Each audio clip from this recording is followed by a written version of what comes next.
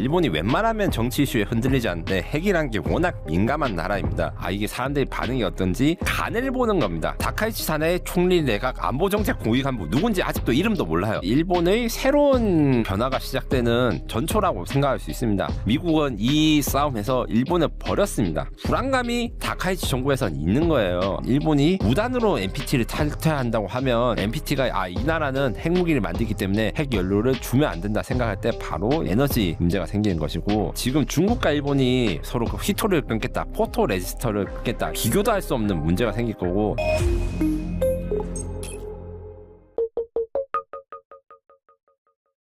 주식, 암호화폐, ETF까지 원픽 리포트. 이번에 일본 핵무장 관련해서 알아보겠습니다. 다카이치 총리 내각의 안보정책 담당 고위 간부가 일본도 핵무기를 보유해야 한다고 발언했습니다. 중국, 러시아, 북한의 핵 능력 증강, 그리고 미국의 핵 우산 신뢰성에 대해서 의문을 근거로 들었는데요. 일본이 지금 이 시점에서 핵무장론이 공개적으로 나오는 배경이 무엇일까요? 이게 총리가 한 발언은 아닌데 총리실 발로에서 나와가지고 지금 일본 내부에서도 논란이 큽니다. 일본이 웬만하면 정치 이슈에 흔들리지 않는데 핵이란 게 워낙 민감한 나라입니다. 대한민국도 핵 문제 민감하지만 대한민국에서 핵 문제랑 일본에서 핵 문제는 솔직히 말해서 성격이 많이 다릅니다. 물론 우리는 북한의 핵 위협이 있지만 일본은 핵무기를 직접 맞았다는 게 굉장히 중요한데 피폭자가 살아있고 피폭자의 도시가 살아있습니다. 요거를 좀 감안하시고 제가 말씀을 드려야 될 것 같아요. 그래서 다카이치 사나이 총리 내각 안보정책 고위 간부가 익명으로 기자들한테 오프 더 레코드, 그러니까 요거는 기사하지 말아달라고 한 발언이 바로 일본이 핵무기를 보유해야 한다, 마지막으로 자국을 시킨 것은 우리나라, 그러니까 스스로를 지킬 수 있다, 이런 말을 했는데 이게 보도가 된 거예요. 그래서 결국 일본 총리실은 이게 대해서 멘트를 그렇게 안 하고 있는데, 아무리 비공개 자리라고 해도 핵무장을 하자, 요거는 굉장히 위험한 겁니다. 물론 일본 입장에서, 그러니까 일본의 다카이치 사나이 정부 입장에서는 핵무장을 하고 싶어 할 것 같긴 해요. 왜 그러냐면 주변국 위협, 그러니까 중국, 러시아, 북한의 핵 능력이 증강되고 그 다음에 동맹의 신뢰도가 저하되고 있어서 미국의 확장 억제에 대해서 의문이 제기되고 있거든요. 근데 이것까지는 사실 대한민국과 비슷합니다. 대한민국도 역시 중국과 러시아, 북한의 핵 위협을 가지고 있고 미국의 확장 억제에 대해서 이게 잘 될 것인가, 트럼프 정부 때문에 이게 의문을 가지고 있는데, 일본과 대한민국의 차이는 저는 이렇게 이제 좀 가치 평가를 하고 싶지 않지만 너무 졸렬하다, 일본 정치계가. 왜냐하면 이게 다카이치 사나의 총리 내각 안보정책 고위 간부 누군지 아직도 이름도 몰라요. 그리고 인정도 안 했어요. 이런 논의에 대해서 발언도 안 하고 있는데, 그 정치적인 용어로 에드벌론에 띄었다라고 표현을 하거든요.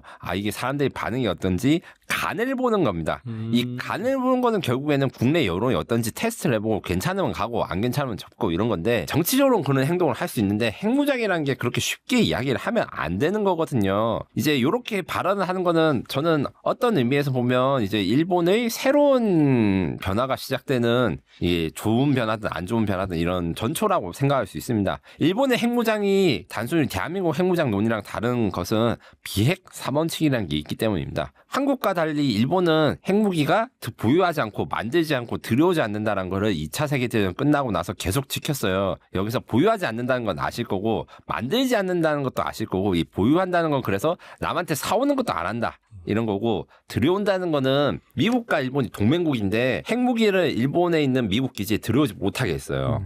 그게 지금까지 계속되는데, 반면에 대한민국 같은 경우에는 주한미군이 핵 로켓, 핵 지뢰, 핵 미사일을 다 가지고 있다가 노태우 정권 때 그게 좀 철수를 했거든요. 그래서 한국과 이런 게 다르고, 요것을 만든 게 이제 사토 에이사쿠라고 노벨상 받으신 분이에요. 이분이 핵과 이제 평화에 대해서 일본 정치인이지만 좀 진지하게 받아들이셨고 한국에도 어느 정도 지원을 해주셨던 분인데, 이와 달리 다카이치 사나이 지금 여기 사진이 무슨 사진이냐면 야스쿠니 신사 참배하고 이제 재밌어서 웃고 있고 기자들 앞에서 야스쿠니 신사 나는 잘한다 이렇게 말했던 사진이에요. 네네. 물론 국회의원 시절이고 의원 그 총리 시절에는 지금까지 야스쿠니를 가지 않았는데, 기본적으로 이런 과거의 그 일본 정치계, 그것도 자민당 선배들이 내렸던 원칙을 다 무너뜨리기 위해서 조금씩 금을 가고 있다, 둑에다가 물을 터뜨려가지고 댐을 무너뜨리려 하고 있다, 이렇게 생각할 수 있습니다. 다만 이제 요거는 다카이치 사나이 입장에서는 이런 걸 시도한 이유는 명확합니다. 기본적으로 저희가 대만과 중국, 미국 그다음에 일본과의 관계. 그래서 일본이 대만을 도와줘야 됐다 했다가 지금 중국이 엄청난 한 인령을 내리고 있다 말씀드렸잖아요. 여기서 포인트는 뭐냐? 일부 전문가들에선 제 의견에 동의하지 않지만 미국은 이 싸움에서 일본을 버렸습니다. 트럼프가 그거 싸우지 말라 일본한테 오히려 중국 편을 드는 멘트를 이렇게 하는데 트럼프 밑에 뭐 학자들이라든가 관료들이 일본이 그 지지하고 중국은 이제 대만을 지켜야 된다 이렇게 말을 아무래도 대통령이 그렇게 쉽게 말해가지고 망신과 무한을 준다는 거는 미국이 대만과 중국을 다음에 일본이 끼어들 때 도와주지 않을 수도 있다. 이런 불안감이 다카이치 정부에선 있는 거예요. 여기에 대해서 그 다카이치 사나이 정부는 이제 기본적으로 자꾸 트럼프 정부가 우리가 이제 중국이랑 싸우는데 안 도와주면 핵무기를 가져서라도 하겠다 이런 이제 반협박식 이런 것도 있고 한편으로는 또 미국한테 우리가 중국이랑 이렇게 열심히 싸우고 있으니까 핵무기를 허용해달라 이렇게 허용해달라고 읍수하는 게 있는데 이렇게 다짜고짜 핵무장을 이야기를 하는 거는 사실 너무 잘못된 이야기입니다. 이것은 뒷부분에서 한국과 일본의 차이에 대해서 설명할 때 좀 자세하게 말씀드리도록 하겠습니다. 그리고 우리나라도 사실 그 사람들 잘 모르는 게 있는데 전 세계에서 핵무기로 죽은 사람이 두 번째로 많은 나라 우리나라, 첫 번째로 많은 나라가 일본입니다. 왜냐하면 일제시대 때 우리나라 사람들이 일본에 많이 가서 일을 하셨는데 맞아요, 그때 맞아요. 나카사키랑 그 히로시마에 맞아서 돌아가신 분들이 있기 때문인데 이 노벨 평화상 수상자의 그 원폭 피해자를 존재를 무시하고 핵전쟁을 요구한 폭거 절대 용납할 수 없다. 이렇게 말씀하셨는데 이게 단순히 외국 그러니까 미국이라든가 이런 데가 아니라 일본 정부한테도 한 말이에요. 일본의 반핵 운동은 일본이 정치에 관심이 없다고 하잖아요. 일본 사람들이. 근데 반핵 운동의 그 참여나 이런 것들은 제일 뿌리 깊고 제일 튼튼합니다. 그래서 다카이치 내각 지지율이 지금 67에서 75% 아주 압도적이지만 요것만 믿고 이렇게 지금 핵무장까지 가는 것은 저는 대단히 위험하다. 왜냐하면 이 다카이치 내각 지지율이 그러니까 다카이치 강경 발언에 대해서 일본 사람들이 대체로 지지하는 것 같이 보이지만 사실은 일본 사람이 지금은 체감하기로는 이 강경 발언이란 경제적 피해 이게 아직까지 들어오지 않았어요. 한 6개월, 1년 지나야 나옵니다. 지금 뭐 일본의 관광지나 이런 데 뭐 중국말이 들리지 않아서 좋다 이렇게 말씀하시는 분도 있고 뭐 이때 한국 사람들이 많이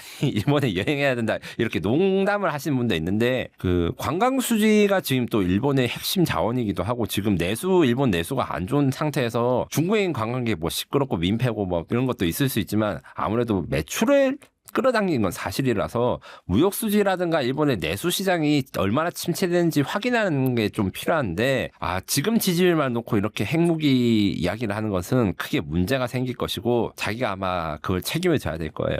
그리고 일본의 핵무장 발언에 북한, 중국, 러시아는 일제히 강하게 반발했습니다. 중국은 국제 정의의 한계를 시험하지 말라. 북한은 인류 대재앙, 러시아는 지역 긴장 고조를 경고했는데 이들이 이렇게 예민하게 반응한 이유는 무엇일까요?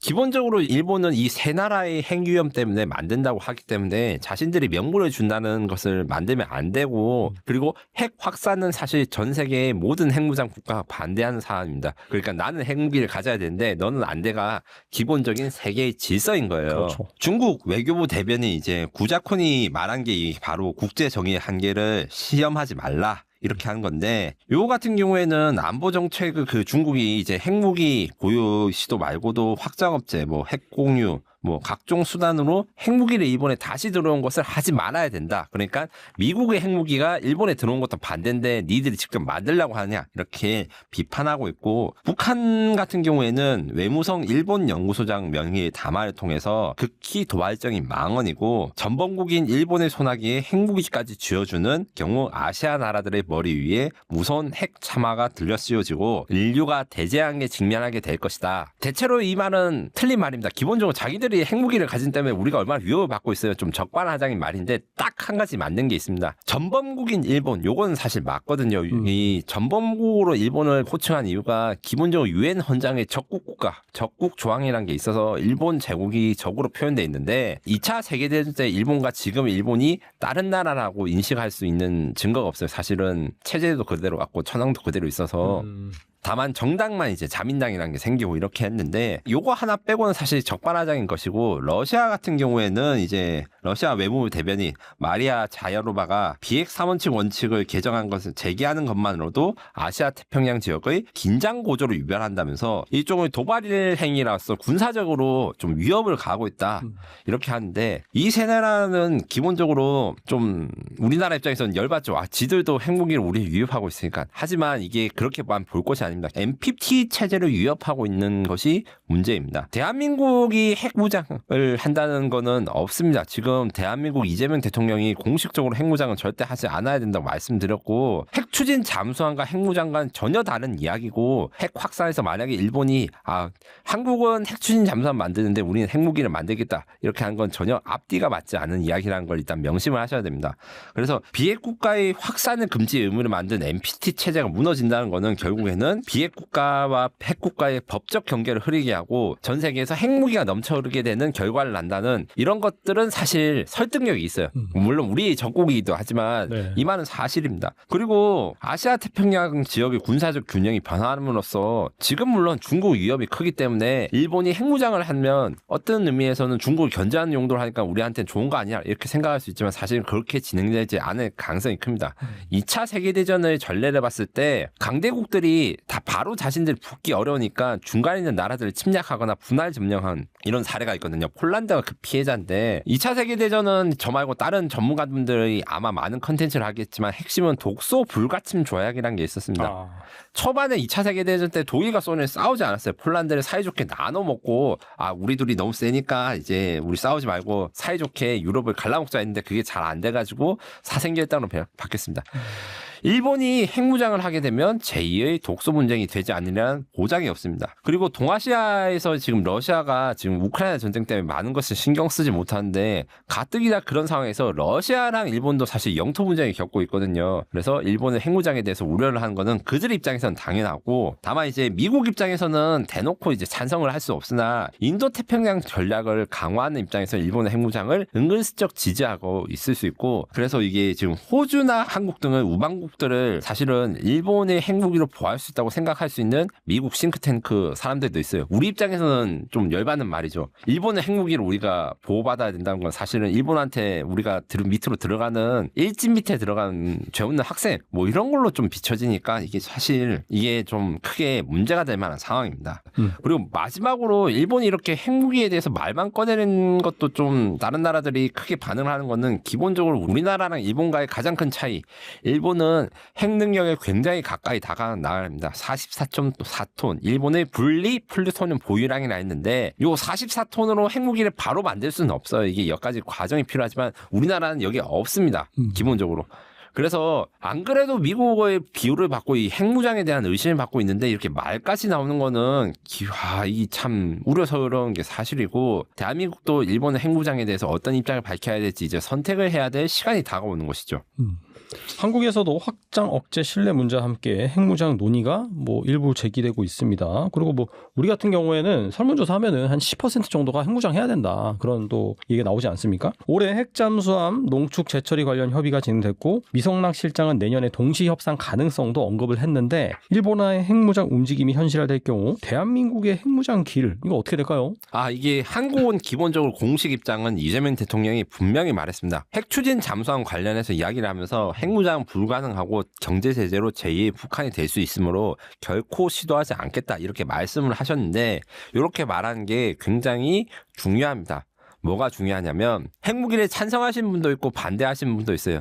찬성을 하든 반대를 하든 무조건 우리는 핵무장을 할 의도가 없다고 말해야 되고 핵무장을 하는 것처럼 보이면 안 됩니다. 왜냐? 지금 제가 NPT라고 국제 핵무기 확산 통제 체제 이런 거 이야기를 했을 때 그 NPT가 핵무장을 하는 의심국가로 볼 수 있는 가장 큰 근거라든가 자료 중에 하나가 국민들의 지지입니다.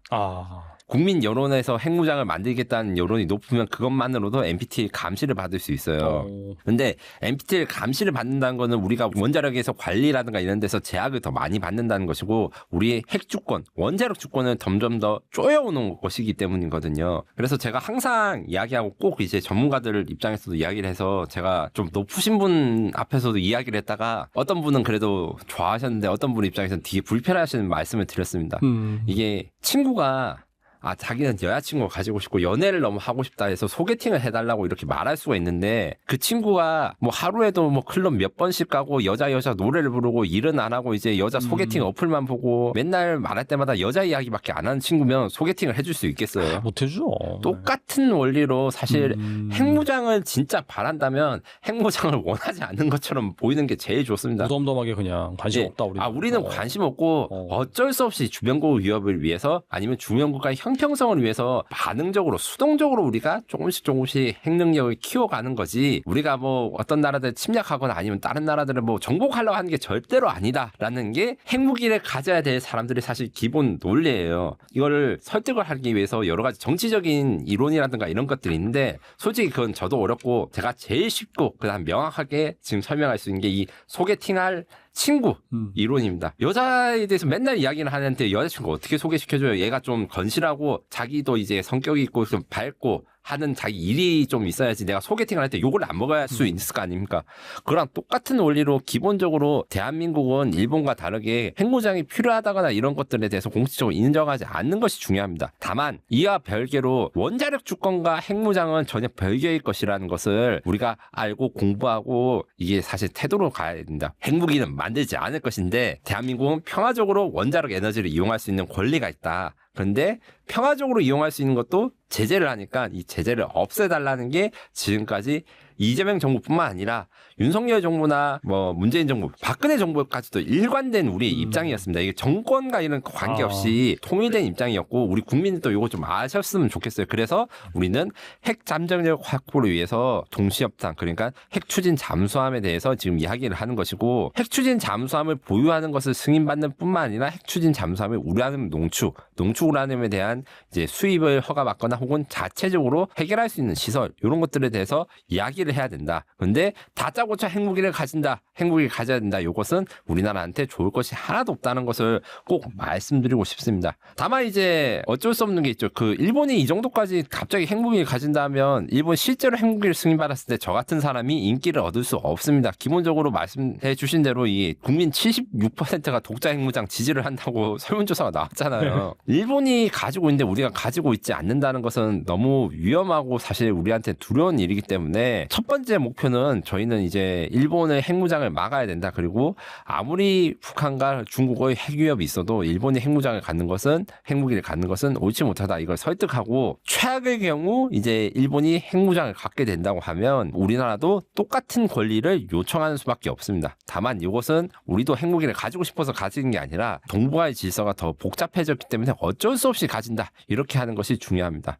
이게 말이 너무 어려운 것 같아가지고 제가 소개팅 이론을 했었는데 진짜 시청자 여러분들 저쪽 꼭 진짜 이거를 좀 감안해 주시고 해외 입장에서는 한국의 상황에 대해서 뭐 우리가 북한의 위협을 받고 수도 서울이 북한 장사정포 위협, 안보 위협 많은 것에 대해서 신경 쓰지 않습니다. 이기주의이기 때문에 우리는 그 이기주의인 사회에서 그들한테 얼마나 더 이익을 받을 수 있고 우리나라의 원자력 주권을 얻을 수 있는지 이러려면 다소 모르는 척 해야 된다.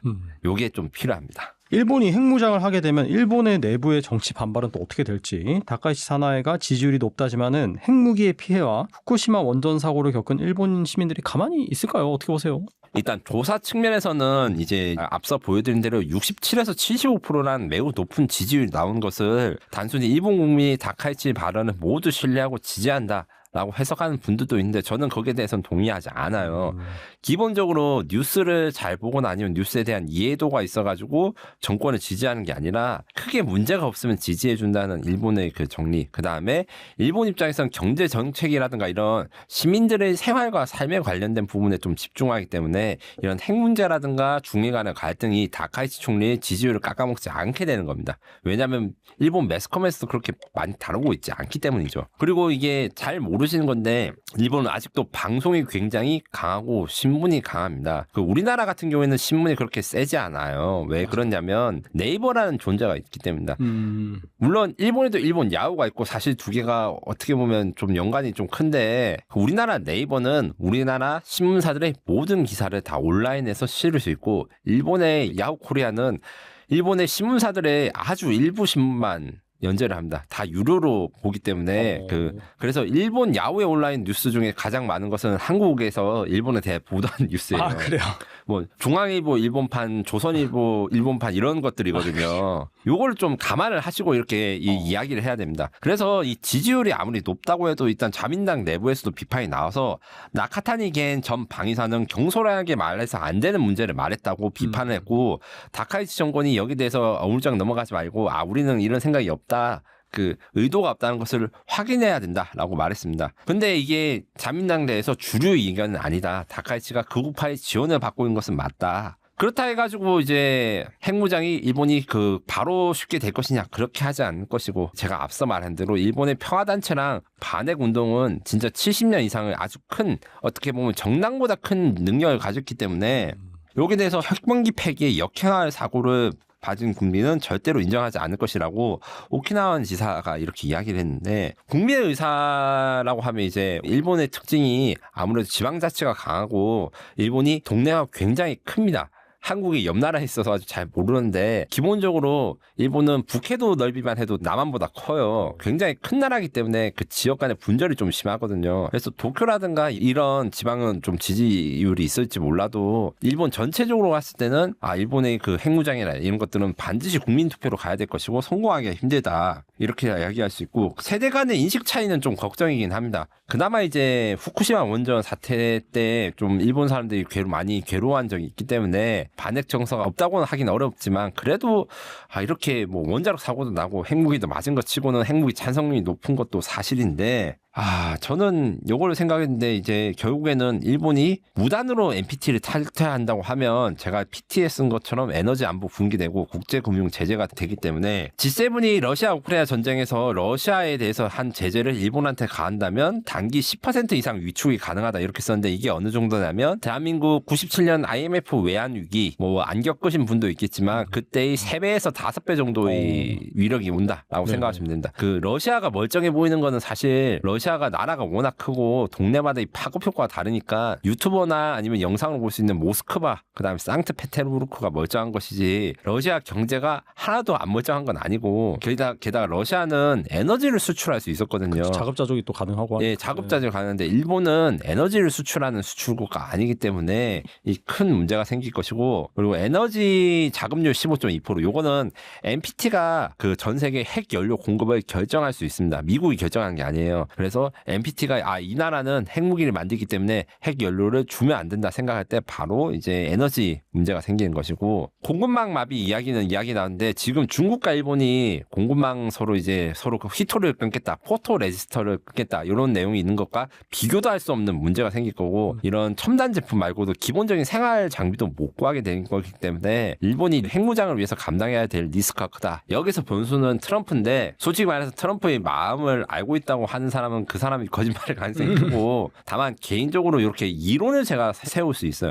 트럼프가 대한민국 원자력 잠수함에 대해서 허가를 내준 것은 미국의 이득이 되는 것이고 이것을 잘 이용해서 아마 일본 정치인들은 일본이 핵무장을 하게 되면 미국의 세금이 줄어들 수 있다. 미국군 유지 비용을 줄어들 수 있다. 이렇게 이야기를 할 수도 있을 거지만 저는 그렇게 할 수 없다고 생각해요. 왜냐하면 일본이 핵무장을 가지고 있는다 해서 중국의 침략이라든가 공격을 막을 수 있는 것도 아니고 혼자서 대만을 막을 수 있는 게 아니거든요. 일본이 핵무기를 좀 좋게 말해가지고 50기 이상 갖추게 된다더라도 결국에는 중국과의 전쟁에서 미국과 연합하지 않으면 패배합니다. 이런 것을 감안했을 때 결국 미국이 동맹을 끊는 전제에서 일본의 핵무장은 무리이거나 아니면 나라의 멸망을 불러올 수도 있는 심각한 상황이고 우리도 이것을 잘 생각해야 됩니다. 핵무장을 주장하신 분들은 사실 제가 많이 만나 뵙고 제가 만나 뵙고 앞에서 전 핵무장 반대한다고 이야기를 해요. 물론 이게 우리나라가 지금 비핵 국가로 가지고 있던 장점에 대해서 제가 좀 집중을 하는 거고 방위사업 수출이나 이런 것도 사실 핵무장 국가 돼서 전 세계에 찍히면 못 하거든요. K방산을 좀 중요하게 생각하는 입장에서는 그래서 허용이 안 되는 거긴 한데 그것을 다 제외하고라도 국제 질서가 우리나라의 그 특수한 사정을 봐주지 않는다. 이런 것을 잘 생각하고 현명하게 대응하는 것이 중요하다. 이렇게 정리할 수 있습니다. 그래서 단기적으로는 사실 중국이 일본에 대해서 핵무장 이런 거 비난한 것이 아니라 비핵 3원칙을 폐기하는 것에 대해서 가장 크게 걱정을 해요. 무슨 말이냐면 미국의 핵무기가 일본 본토에 들어와가지고 하는 것에 대해서 경계를 하고 거꾸로 이야기하면 일본의 가장 단기적인 목표는 미국의 핵무장 그러니까 미국의 핵 전략 순항 미사일이라든가 아니면 핵탄두를 가진 잠수함을 일본에 배치시키기 위해서 야 일본은 핵무기를 만들 거야. 그러면 미국이 옆에서 말려가서 핵무기 만들지 마. 우리가 대신 요거를 줄게. 요런 시나리오를 노리고 있다는 게 싱크탱크들의 주된 의견이에요. 그리고 사실은 우리도 비슷한 걸 시도했고 실패를 했습니다. 그래서 그렇기 때문에 내년에 과연 일본에 미국의 핵자산이 들어갈 수 있는가 배치될 수 있는가 요것을 좀 집중해서 봐야 될 것이고 근데 요게 일본 입장에서는 단기적으로는 이제 이득이 되겠지만 장기적으로는 이게 핵무기가 있다 해가지고 중국이 대만을 침공하지 못하고 이런 건 아니거든요. 그래서 군사력도 같이 발전시켜야 되는데 요게 대해서는 일본이 부담이 있을 것이고 그리고 국제적 정책 급변시 그러니까 중국의 대만 침공 시에 단시간에 핵무역으로 전환할 수 있는 핵 잠재력을 극대화한다. 요거는 사실 대한민국한테도 해당되는 이야기입니다. 지금은 사실 우리나라가 그리고 일본이 핵무기를 가지지 않는 게 현명한데 만약에 중국이 대만을 침공해서 대만을 단기간에 점령해서 먹었다 생각했을 때 그때 우리가 핵무장을 하지 말아야 되는 이유를 찾기 쉽지 않을 거예요. 중국이 언제 다시 들어올지 모르고 그다음에 미국이 대만의 침공을 막지 못했다는 거는 세계 역사상 큰 전환점이 될 것이고 아마도 전 세계가 서로가 서로를 믿지 못하는 그런 신뢰 상실 시대로 들어갈 것이기 때문에 그런 돌발 사건이 일어났냐 일어나지 않느냐가 굉장히 중요할 것 같습니다.